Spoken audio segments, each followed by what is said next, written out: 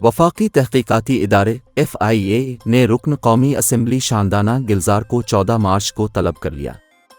PTI की रुकन कौमी असम्बली शानदाना गुलजार ने मुबैना तौर पर मरियम नवाज़ पर ऑडियो लीक का इल्ज़ाम आयद किया था, जिस पर FIA ने मुस्लिम लीग नून के कारकुन शोएब मिर्ज़ा की दरख्वास्त पर शानदाना गुलजार को तलब किया है।